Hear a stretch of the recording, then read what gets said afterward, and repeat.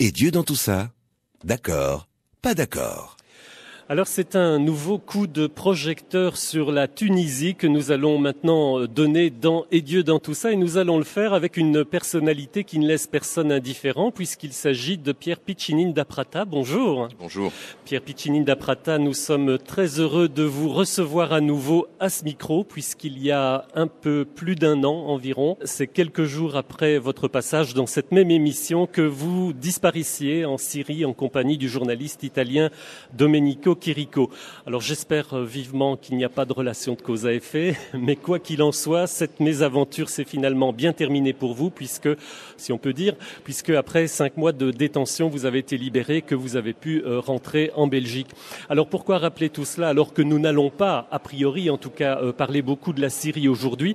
Eh bien c'est parce que précisément, à cause de votre disparition en Syrie, vous n'avez pas pu publier comme prévu l'année dernière un livre d'entretien avec le président tunisien Moncef Marzouki, et que ce livre en fait vient tout juste de paraître aux éditions de l'Harmattan. Alors Pierre Piccinini da Prata, nous allons commencer par une question d'actualité. La situation tunisienne a beaucoup évolué ces dernières semaines avec l'adoption tout récemment d'une nouvelle constitution et la mise en place d'un gouvernement de transition. Or, dans ce livre qui s'intitule d'ailleurs Tunisie, du triomphe au naufrage, on vous sent particulièrement pessimiste quant à l'avenir à court terme de ce pays qui est quand même toujours très proche de l'Europe. Alors est-ce que, Pierre, vous êtes heureux d'être démenti par les faits ou bien vous estimez que tout n'est pas joué ? Alors, je crois que je ne suis pas démenti par les faits. Le problème actuel, c'est le focus qu'on fait sur la Constitution, sur l'adoption de la Constitution. Alors, c'est une grande avancée, certainement, et je n'ai jamais douté qu'on arriverait, qu'Ennahda et les deux partis qui lui font la majorité à la Constituante, arriveraient à sortir cette Constitution, à enfanter enfin de cette Constitution. Mais derrière l'euphorie médiatique, derrière le titre de l'événement, il y a quand même 3 gros points noirs qu'il faut mettre en évidence. Tout d'abord, il ne se passe pas une semaine en Tunisie sans qu'il n'y ait des morts ou des blessés dus à des mouvements salafistes de plus en plus vigoureux, de plus en plus actifs. La Tunisie, comme tous les pays du printemps arabe, n'échappe pas à ce phénomène de l'islamisme militaire.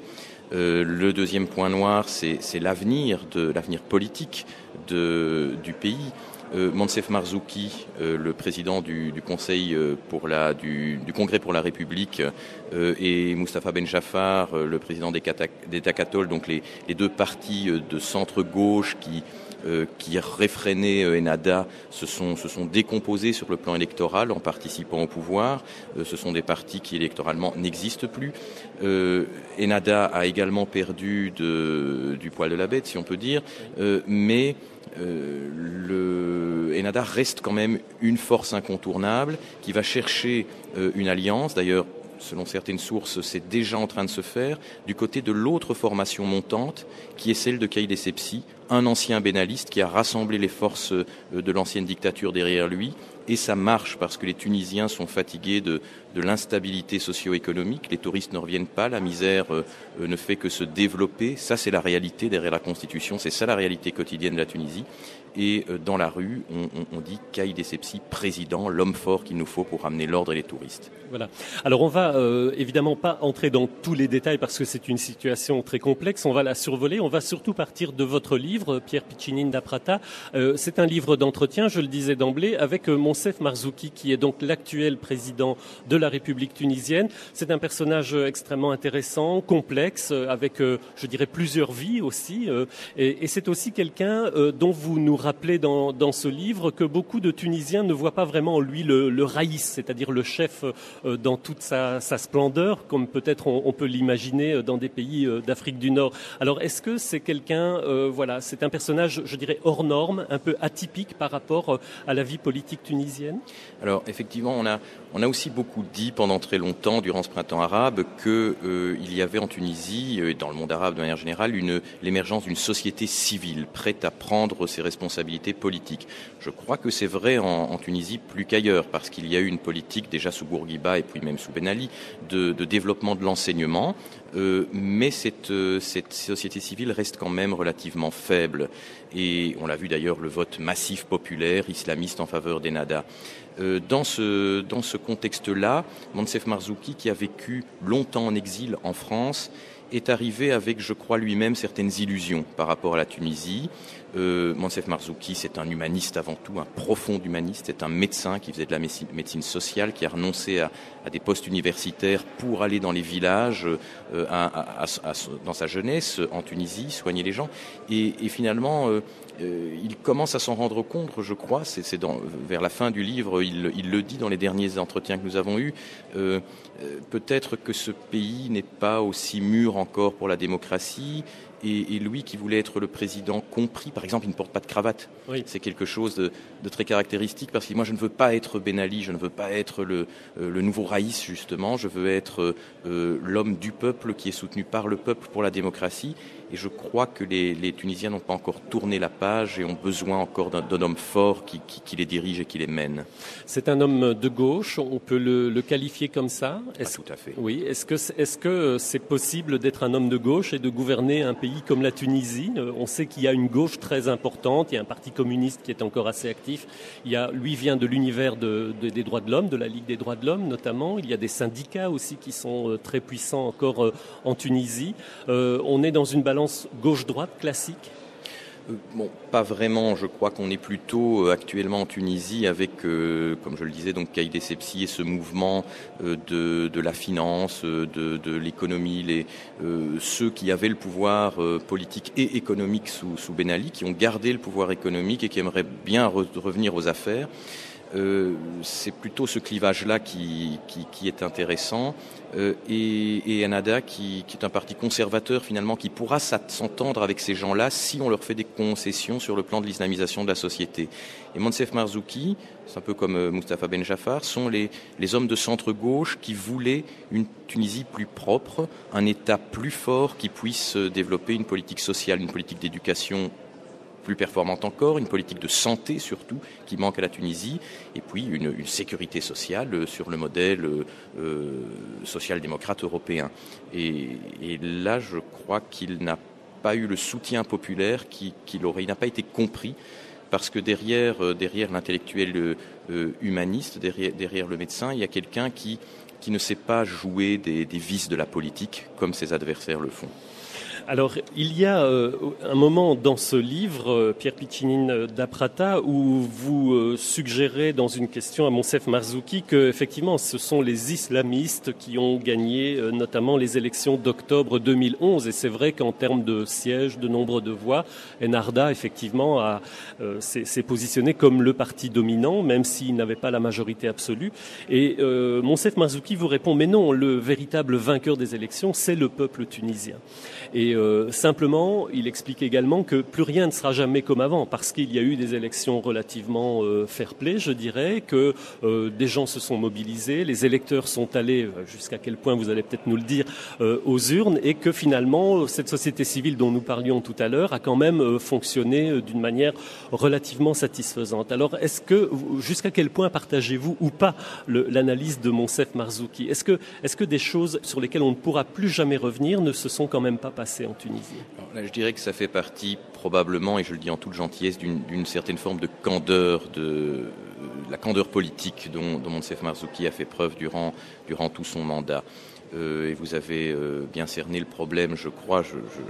C'est un travail un peu compliqué, mais si on reprend les chiffres publiés au moment des élections de la constituante, on a eu l'impression que de très nombreux Tunisiens, la grande majorité écrasante, se jetaient vers les urnes et voulaient participer aux faits démocratiques. En réalité, il n'y a eu que 80-90% des inscrits qui se sont présentés. Et il n'y avait pas, contrairement à ce qu'on a pu croire, une grande majorité d'inscrits. Parce que il n'y avait pas de force politique vraiment constituée, à part Etakatol, le CPR de Marzouki et Ennahda. Il y avait énormément de candidats indépendants et les Tunisiens n'ont pas su trop vers qui se tourner. Donc beaucoup ne sont pas allés voter.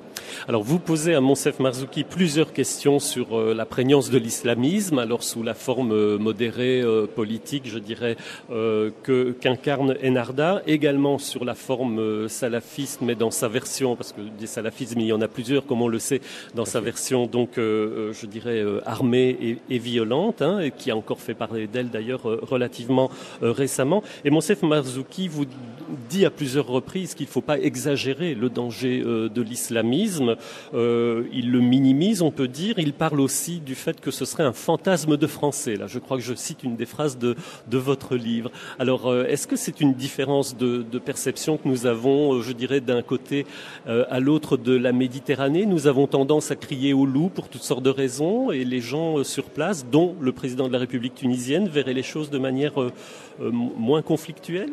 Alors je crois que maintenant, 3 ans après, il n'y a plus grand monde pour dire que l'islamisme n'est pas une réalité dans le printemps arabe. La prise de pouvoir en Égypte, par exemple, par l'armée, ne s'est pas faite contre Mohamed Morsi et les frères musulmans, qui sont des musulmans conservateurs, relativement modérés, mais contre les mouvements salafistes du Hezbollah Nour notamment, qui étaient en train de récupérer beaucoup des déçus du pouvoir exercé par les frères musulmans. En Syrie, la révolution est submergée par le djihadisme. La Libye est en plein chaos. Un tiers du Yémen est aux mains d'Al-Qaïda. Bon, je crois que les choses sont claires. Je pense que Monsef Marzouki est un peu dans le déni à un certain moment. Je pense que ça transparaît dans l'interview d'ailleurs, dans l'entretien. On se rend bien compte qu'il est sur la défensive et qu'il doit reconnaître tout de même que la Tunisie aussi bascule dans la violence. Mais on était encore toutefois à sa décharge à ce moment-là, avant les tout derniers événements de ces derniers mois, où on a vu les salafistes aller jusqu'à égorger, décapiter des soldats tunisiens qui n'arrivent plus à contrôler certaines villes, certaines zones désertiques ou montagneuses du centre-ouest et du sud de la Tunisie. On est arrivé en Tunisie à avoir maintenant des zones géographiques qui ne sont plus sous le contrôle de l'État. Le djihadisme pénètre par le Sahara, en venant du Niger, du Mali, de Mauritanie. Les armes arrivent de Libye. Hein, la Tunisie a une frontière avec la Libye, également avec l'Algérie. Et le salafisme ne connaît pas de frontières. Et la Tunisie souffre énormément désormais de ces mouvements qui sont en partie exportés. Importé. Alors, c'est très difficile évidemment de faire des plans sur la comète. On ne sait pas ce que demain nous réserve, mais en tout cas, tout récemment, donc fin du mois de janvier, on a vu l'adoption d'une nouvelle constitution, l'arrivée d'un gouvernement de transition, un certain nombre de projets politiques, dont notamment la remise en état de la démocratie municipale. On va dire les choses comme ça, puisqu'elle a été un peu abandonnée. Hein. Les communes, les administrations ont été un petit peu laissées à elles-mêmes, ce qui est un des problèmes importants aussi au quotidien en Tunisie. Alors, est-ce qu'on peut être un petit peu optimiste, ou bien est-ce que ce n'est qu'une étape de transition? Et pourquoi alors, suivant ce que vous venez de nous dire, Pierre Piccinini d'Aprata, il y a eu cette espèce de sursaut récent, alors que tout pouvait nous laisser penser, il y a quelques mois, on pouvait être très pessimiste, on pouvait croire qu'effectivement la situation allait déraper vers une sorte de guerre civile larvée. Qu'est-ce qui s'est passé? Il y a eu les assassinats notamment de Chokri Belaïd en février 2013 et de Mohamed Brahmi en juillet 2013. Ça a secoué l'opinion publique, vous croyez? Alors, je pense que dans les villes, en tout cas, c'est aussi quelque chose, je fais une petite parenthèse, à quoi il faut faire attention. Souvent, les informations qui nous viennent des villes, soit par les jeunes très éduqués de Tunis ou de Sousse, soit par des journalistes qui sont sur place, mais dans les villes. Il faut aller voir ce qui se passe dans les campagnes. Une grande partie de la population tunisienne vit dans les campagnes. On n'est pas du tout dans la même mentalité. Mais dans les milieux intellectuels, dans la classe moyenne, dans les milieux urbains, effectivement, la mort de ces deux députés de la Constituante, Chokri Belaïd et Mohamed Brahmi, a été un électrochoc, parce que c'est la première fois que la Tunisie connaissait depuis très longtemps, depuis Bourguiba, des attentats politiques où des gens étaient assassinés pour leurs convictions politiques. Maintenant, tirons l'attention sur le fait que si le gouvernement a immédiatement montré du doigt les salafistes, on ne sait toujours pas réellement qui est derrière ces assassinats et qui essaye de déstabiliser le pays par là. Quand Monsef Marzouki vous dit le problème, ce n'est pas laïcité contre islamisme, comme nous avons probablement, nous, Européens, tendance à lire la situation, mais en réalité, c'est démocratie contre dictature. Évidemment, il faisait allusion au régime de Ben Ali. On devine que si les choses se passent mal, on pourrait avoir un autre type de dictature, mais enfin, cette analyse, je dirais, plus sociologique, plus politique de la situation, est-ce qu'elle vous paraît toujours valide aujourd'hui ? Alors, je crois que c'est un des deux principaux clivages qui vont constituer le défi de la Tunisie, maintenant que la Constitution est promulguée, que l'on va vers les élections. Alors, comme je le disais, Ennahda a perdu beaucoup de poids électoral et va donc se tourner probablement vers cette nouvelle formation montante qui est Nida Tounes, l'appel de la Tunisie de Béji Caïd Essebsi, ancien bénaliste qui ne s'en cache pas d'ailleurs, qui deviendra peut-être l'homme fort de la Tunisie de demain. Et ça, c'est le clivage démocratie-Tunisie qui est engagé. Mais j'aimerais revenir sur le salafisme. On a là aussi laïcité contre islam.